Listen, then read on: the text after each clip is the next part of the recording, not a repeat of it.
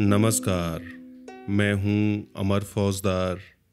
स्वागत है आपका अमरनामा में। तो लीजिए सुनिए आचार्य चतुरसेन शास्त्री की लिखी हुई एक बहुत ही खूबसूरत कहानी, कलकत्ते में एक रात। कलकत्ता जाने का मेरा पहला ही मौका था। मैं संध्या समय वहां पहुंचा और हरिशन रोड पर एक होटल में ठहर गया। होटल में जो कमरा मेरे लिए ठीक किया गया उसमें सब सामान ठिकाने लगा। थोड़ी देर में सुस्ताया, फिर नहाकर चाय पी, कपड़े बदलकर एक नज़र शहर को देखने बाहर निकला। बरसात के दिन थे, अभी कुछ देर पहले पानी पड़ चुका था। ठंडी हवा के झोंके मन को हरा कर रहे थे। चलने को तैयार होकर मैं कुछ देर तक तो होटल के बरामदे में खड़ा होकर बाजार की भीड़ भाड़, चहल पहल देखने लगा। गगनचुंबी अट्टालिकाएं, प्रशस्त सड़कें, उन पर पागल की भांति धुन बांधकर आते जाते मनुष्यों की भीड़, मोटर, ट्राम गाड़ी, यह सब देखकर मेरा दिल घबराने लगा। मैं खड़ा होकर सोचने लगा, आखिर यहाँ मन में कैसे शांति उत्पन्न हो सकती है। अंधेरा हो गया था, लेकिन बाजार बिजली से जगमगा रहा था। कहना चाहिए बाजार की शोभा दिन की अपेक्षा रात ही को अधिक प्रतीत होती है। जो दुकानें अभी दिन के प्रकाश में सुस्त और अंधकारपूर्ण थीं, इस समय वे जगमगा रही थीं। ग्राहकों की भीड़ भाड़ के क्या कहने थे, किसी को पलक मारने की फुर्सत न थी। कुछ देर बाजार की यह बहार देखकर मैं नीचे उतरा। होटल के नीचे ही एक पान वाले की बड़ी शानदार दुकान थी। दुकान छोटी थी पर बिजली के 3 प्रकाश से जगमगा रही थी। सोडे की बोतलें, सिगरेट, पान सजे धरे थे। सोने के वर्क लगी गिलोरियां चांदी की तश्तरी में रखी थीं। मैं दुकान पर जा खड़ा हुआ। एक चवन्नी थाल में फेंक कर 2 बीड़ा पान लगाने को कहा। दुकानदार पान बनाने लगा और मैं सामने लगे कदे आदम आईने में अपनी धज देखने लगा। पान और रेजगारी उसने मेरे हाथ में दिए। मैंने पान खाए और एक नज़र हथेली पर धरे हुए पैसों पर डालकर उन्हें जेब में डालने का उपक्रम करता हुआ ज्यों ही मैं दुकान से घुमा के एक गोरी सुंदर कोमल हाथ मेरे आगे बढ़कर फैल गया। मैं चलते चलते ठिठक कर ठहर गया। मैंने पहले उस हाथ को, फिर उस सुंदरी नवोड़ा को ऊपर से नीचे तक देखा। वह सिर से पैर तक एक सफेद चादर लपेटे हुई थी। चादर कुछ मैली जरूर थी, परंतु भिखारियों जैसी नहीं। उसने अपना मुंह भी चादर में छिपा रखा था। सिर्फ 2 बड़ी बड़ी आंखें चमक रही थीं। आंखें खूब चमकीली और काली थीं। उनके ऊपर खूब पतली कोमल बोहें और उनके ऊपर चांदी के समान उज्जवल साफ चिकना ललाट।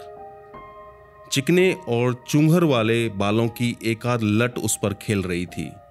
यद्यपि एक प्रकार के भद्दे ढंग से अपने शरीर को उस साधारण चादर में लपेट रखा था, लेकिन उसमें से उसकी सुडौल देहयष्टि और उत्फुल्ल यौवन फूटा पड़ता था। उसके मुख के शेष भाग को देखने का उपाय न था, परंतु उस पर दृष्टि डालते ही उसे देखने की प्यास प्राणों में पैदा हो जाती थी। मैंने पल भर में ही उसे देख लिया। उसने मुझसे कुछ कहा नहीं। वह एक हाथ से अपनी चादर को शरीर से ठीक ठीक लपेटे दूसरा हाथ मेरे आगे पसार कर खड़ी रही। उसकी दृष्टि में भीख की याचना थी और एक गहरी करुणा भी। वह मानो कोई भेद छिपाए फिर रही थी। मैं एकाएक पागल सा हो गया। कुछ कह न सका। मैंने हाथ के कुल पैसे उसे दे दिए। पैसे पाकर उसने उन्हें बिना ही देखे मुट्ठी में भर लिया। फिर उसने एक विचित्र दृष्टि से मेरी ओर देखा।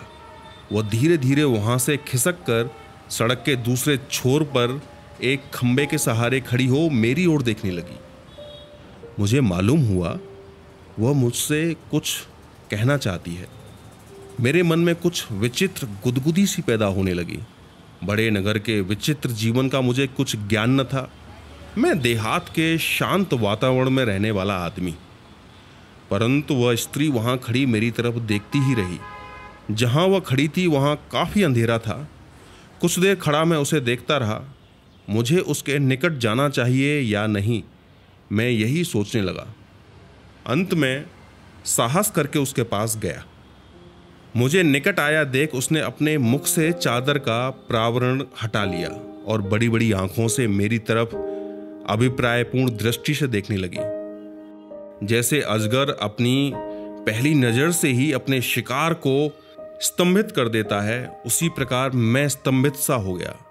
उस अंधकार में भी उसके मुख चंद्र की आभा फूटकर निकल पड़ती थी। उसने मृदु कोमल स्वर में कहा, आप डरते तो नहीं? प्रश्न सुनकर मैं अकचका गया। मैंने कहा, नहीं। कहो, क्या बात है?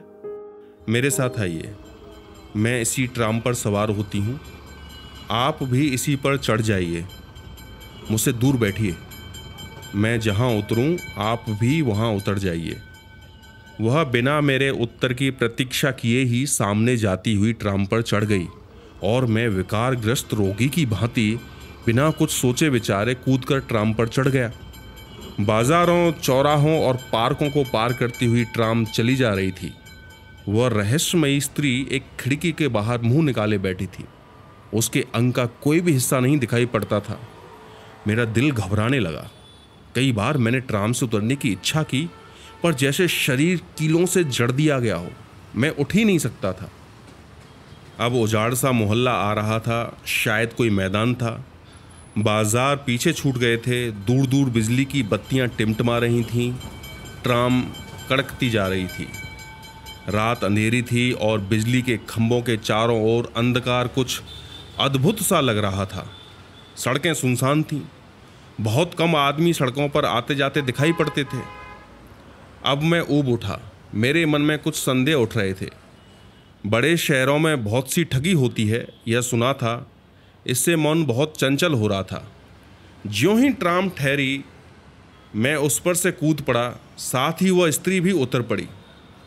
मैं एक और चलने को उद्यत हुआ ही था कि उसने बारीक और कोमल स्वर में कहा, उधर नहीं, इधर आइए। मैंने रुककर देखा। उसने पास आकर वही जादू भरी आंखें मेरी आंखों में डालकर कहा, तुमने तो कहा था मैं डरता नहीं। मैं डरता तो नहीं, तब आगा पीछा क्या सोच रहे हो? भागने की जुगत में हो?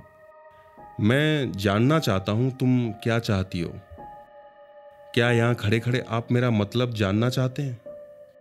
अनजाने में मैं कहीं जाना नहीं चाहता। तब यहां तक क्यों आए?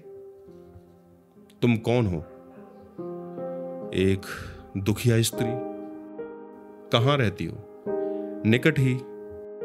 वह क्या मकान दिखाई दे रहा है? उसने सामने एक साधारण घर की ओर संकेत किया। वहां और कौन है? मेरा पति है। वह कोई काम क्यों नहीं करता? तुम्हें भीख मांगकर उसे खिलाना पड़ता है। आप तो सब बातें यहीं खत्म कर देना चाहते हैं। मैं घर नहीं जाना चाहता। तुम्हें यदि कुछ सहायता चाहिए तो मैं तुम्हें दे सकता हूं। आप चले जाइए, मुझे आपकी सहायता नहीं चाहिए। उसने हंसकर कहा और फिर ऐंठकर चल दी। वह अद्भुत अज्ञात सुंदरी बाला मुझ अपरिचित से सुनसान रात्रि में ऐसी नोक झोंक से बातें करके चल दी। मुझे ऐसा प्रतीत हुआ कि वह किसी रस्सी से बांधकर मुझे खींचे लिए जा रही है। मैंने कहा, ठहरो, नाराज क्यों होती हो? वह खड़ी हो गई। मैंने पास जाकर कहा, आखिर तुम्हारा मतलब क्या है? साफ साफ क्यों नहीं कहती हो? उसने पल भर उन चमकीली आंखों से मेरी तरफ देखा, मुझ पर से चादर का आवरण हटाया। उस अंधकार में भी मैं उस मोहक लावण्य को देखकर विचलित हो गया।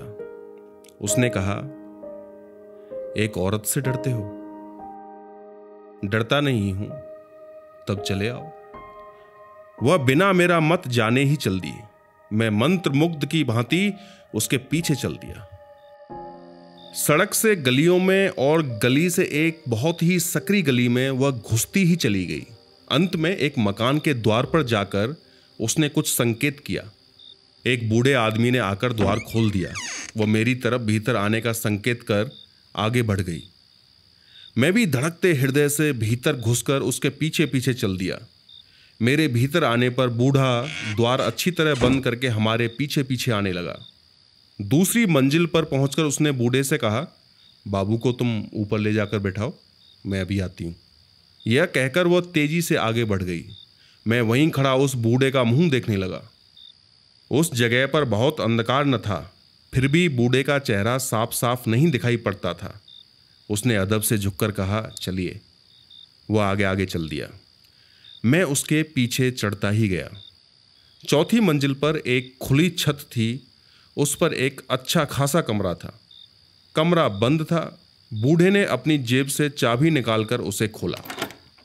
स्विच दबाकर ज्वलंत रोशनी करके मुझे भीतर आने का इशारा किया। भीतर कदम रखते ही मैं दंग रह गया। वह कमरा ऐसे अमीरी ठाठ से सजा हुआ था कि क्या कहूँ। दीवारों पर खूब बढ़िया तस्वीरें लगी थीं। एक और पीतल के काम का कीमती छपरखट पड़ा था। फर्श पर आधे में ईरानी कालीन बिछा था और शेष आधे में बालिश्त भर मोटा गद्दा जिस पर स्वच्छ चांदनी बिछी थी। 10-12 छोटे बड़े तकिए उसमें सजे थे। फर्नीचर बहुत नफासत से सजाया गया था। कोई वाद्य यंत्र और ग्रामोफोन के कैबिनेट भी वहां रखे थे। यह सब कुछ देखकर मेरी आंखें चौंधियां गईं। एक भिक्षुक स्त्री का यह ठाठ, एक भिखारिन का। उसका मुझे यहां फंसाकर लाने में क्या अभिप्राय हो सकता है, क्या मतलब हो सकता है? वह भिखारी तो है नहीं, निसंदेह कोई मायाविनी है। उसके सौंदर्य को तो मैं पहले ही भांप चुका हूं। अब उसके धन वैभव का भी यह रंग ढंग दिखाई पड़ रहा है। मैं महामूर्ख की भांति हक्का बक्का होकर कमरे की प्रत्येक चीज को देख रहा था। बीच में घबरा भी उठता था कि कहीं कोई आफत न सिर पर आ टूटे। वही बूढ़ा एक बड़ी ट्रे में बहुत सा नाश्ते का सामान ले आया। उसमें अनेक बंगाली अंग्रेजी मिठाइयाँ, नमकीन, चाय, फल, मेवा और न जाने क्या क्या चीज़ें थीं। सब कुछ बहुत बढ़िया था। राजाओं को भी ऐसा नाश्ता शायद ही नसीब होता हो। बूढ़े ने नाश्ता सामने रखकर कहा, मालकिन अभी तशरीफ़ ला रही हैं, तब तक आप थोड़ा जल खा लीजिए।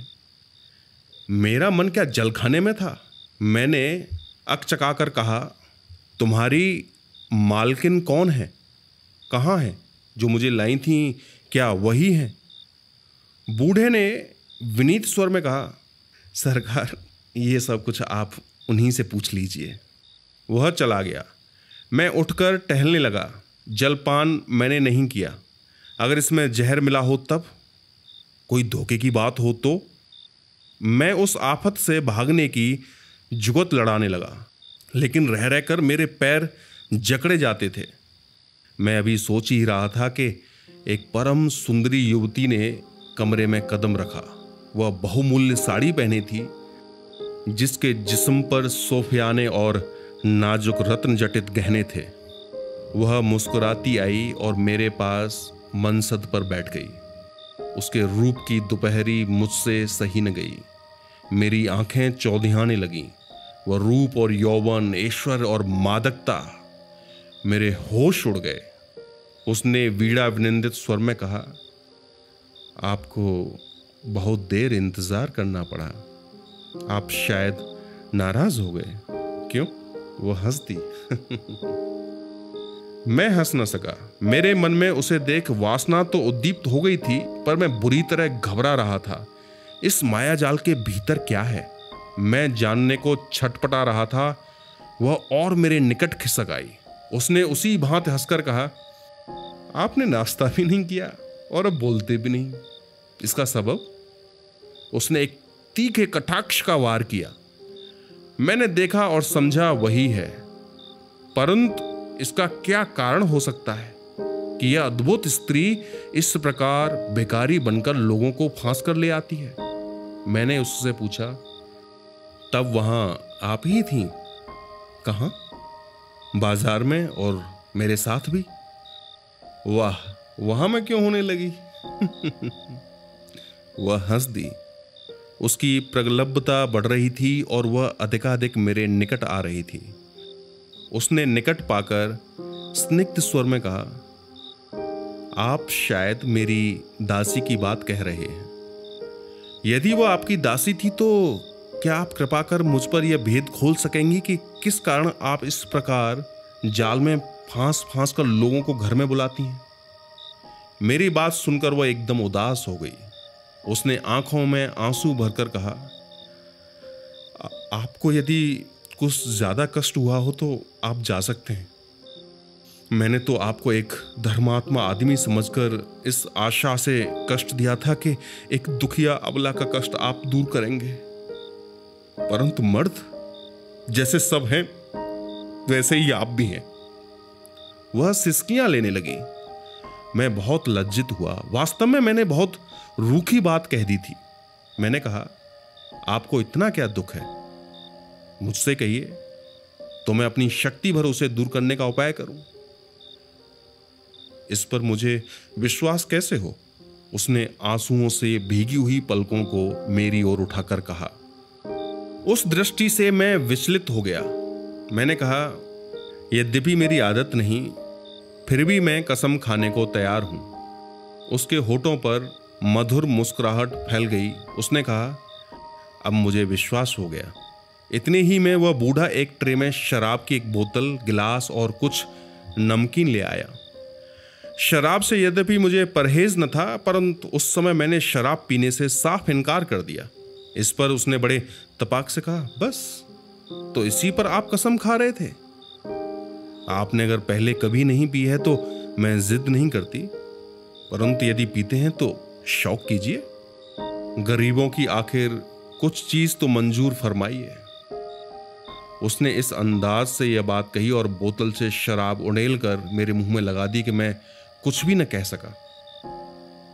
गले में शराब से सिंचन पाकर मैंने मन में उत्तेजना का अनुभव किया। मैं अपनी परिस्थिति को भूल गया।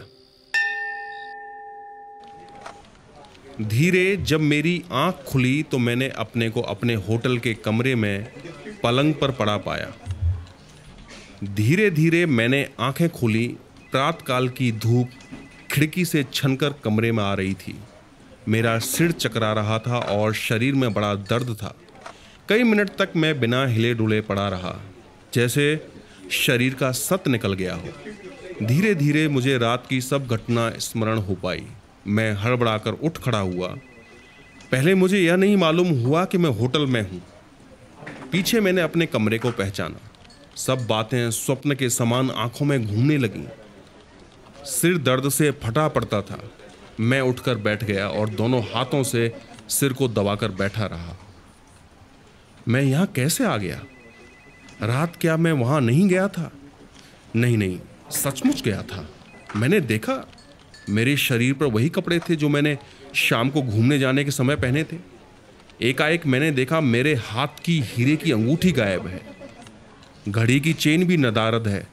जेब का मनी बैग भी नहीं है। यह देखकर तो मैं बिल्कुल बौखला गया। मैंने घंटी बजाई। नौकर ने आकर बताया कि आप बहुत रात गए पाए थे। आपने ज़्यादा शराब पी ली थी, इसलिए बदहवास हो गए थे। आपके जिन मित्र के यहाँ आपकी दावत थी, उनके 2 नौकर आपको यहाँ गाड़ी पर पहुँचा गए थे। मैंने जल्दी जल्दी कोट बदन पर डाला और धड़धड़ाता हुआ पुलिस ऑफिस में पहुँचा। सब घटना की मैंने रिपोर्ट लिखाई। मेरा वर्णन सुनकर इंस्पेक्टर मुस्कुराने लगे। वे तुरंत ही 2 कांस्टेबलों को लेकर मेरे साथ चल दिए। मैं अनायास ही ठिकाने पर जा पहुंचा, जिस घर में जाकर मैं बेवकूफ़ बना था। इस समय उसके दरवाजे में ताला पड़ा था और उस पर टू लेट का साइन बोर्ड लगा था। पूछने पर पड़ोस के एक संभ्रांत बंगाली महाशय ने आकर कहा कि यह मकान उन्हीं का है और किराए को खाली है तथा कई महीने से इसमें कोई नहीं रहता है। जब मैंने उनसे रात की घटना का जिक्र किया तो वह हंसने लगे। उन्होंने कहा, बाबू का दिमाग फिर गया है, आप किसी दूसरे मकान में आए होंगे। वे हाथ का नारियल पीते हुए भीतर चले गए। हम लोग कोई सुराग न पाकर चले आए। लगभग 2500 के नोट और जवाहरात के अलावा मेरे बहुत कीमती कागजात भी गायब हो गए थे। वे सब उसी दिन मुझे अदालत में पेश करने थे। उसी काम से मैं कलकत्ता गया था। मुझे कोर्ट में यह देखकर आश्चर्य हुआ कि उनमें से कुछ ज़रूरी कागजात प्रतिपक्षी वकील की फाइल में हैं, और उनसे मेरे विरुद्ध सबूत जुटाया जा रहा है। कहना न होगा वह 40,000 का मुकदमा मैं उन कागज़ों को गंवाकर उसी तारीख को हार बैठा। उसी दिन मैंने कलकत्ता त्यागा। घर आकर बहुत कोशिश उस भेद को खोलने की पर शोक कुछ पता न चला। इस प्रकार कलकत्ते की वह एक रात मेरे जीवन में एक काल रात बन गई। आपने इस कहानी को इतने प्यार से सुना, उसके लिए बहुत बहुत शुक्रिया। आपसे मुलाकात होगी एक और नई कहानी के साथ अगले हफ्ते। तब तक अलविदा।